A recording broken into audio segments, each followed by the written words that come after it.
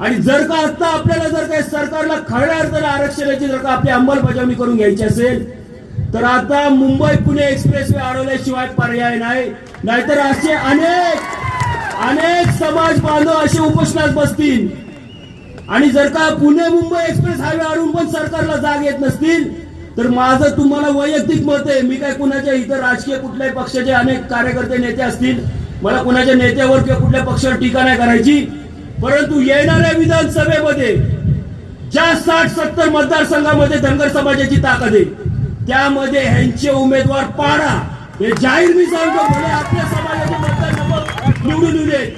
परंतु ह्यांना अद्दल घडवायची असेल आणि जर का 50-60 वर्ष आपल्या हक्कासाठी आपल्याला अजून उपोषणाला बसावं लागत असेल तर या सरकारची मस्ती उतरवायची असेल तर विधानसभेत यांचा वचपा काढावाच लागेल आपल्याला. हे एकमेव आता पर्याय आपल्याकडे राहिलेले, नाही तर हजारो असे शेकडो बांधव